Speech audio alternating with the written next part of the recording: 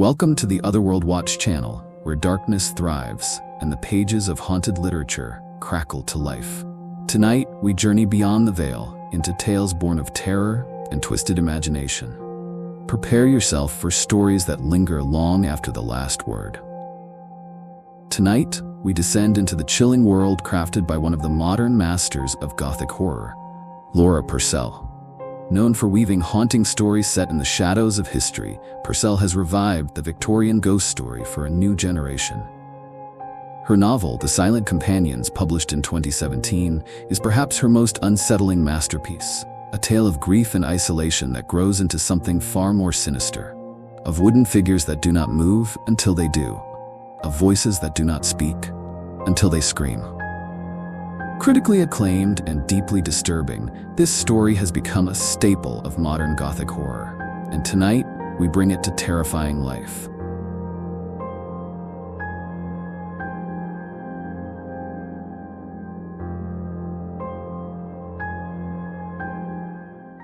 In the year 1865, in a grim asylum outside London, a woman named Elsie is locked away in silence. Once the newlywed mistress of a grand country estate, she is now accused of madness and murder. She will not speak, cannot speak.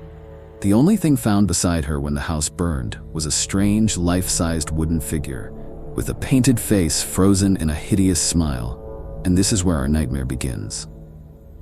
Only weeks before, Elsie Bainbridge arrived at the bridge, her late husband's ancestral home, to mourn in peace. Widowed and expecting his child, she hoped for quiet, for healing. But the bridge is no ordinary estate. Its hallways echo with whispers, its rooms shudder with chill, and the servants flinch at shadows. There's rot beneath the plaster and something else, something watching. In the attic, Elsie finds a room sealed long ago. Behind the door, among trunks and cobwebs, sits something unnatural, a wooden figure, nearly life-sized, a painted face. A woman in 17th century dress, not a doll, not quite a statue. The servants call it a silent companion. It is meant to be decorative, they say, but its eyes seem too knowing, its expression too alive. Elsie thinks it's grotesque, but then it moves. The companion changes places from the attic to the hallway, then to Elsie's bedroom. No one admits to moving it. The servants begin to murmur old stories of Lady Anne Bainbridge, a woman burned as a witch in the 1600s, a woman whose spirit never left. Sarah, Elsie's only friend in the house, begins reading a hidden journal left behind by Anne. In its pages lie tales of superstition, of rituals, of painting companions to trap souls inside. Then another companion is found, and another, hidden behind panels, sealed in crates, one with a child's face, another with a man's leer, each more horrifying than the last.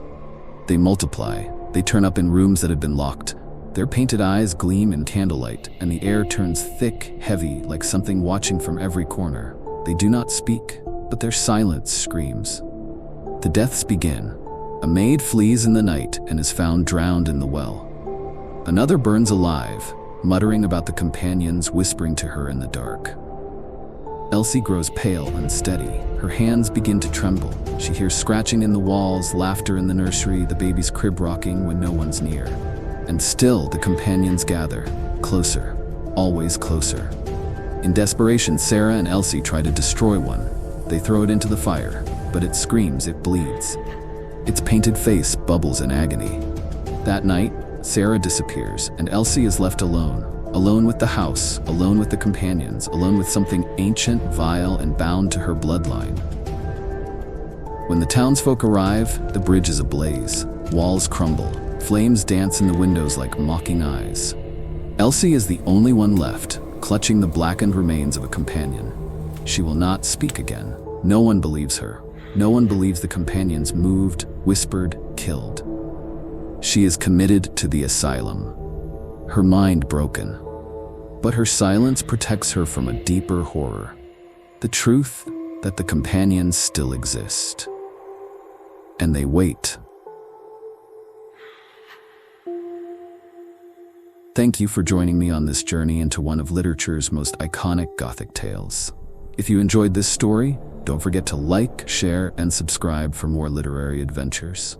Till then, stay curious and stay brave.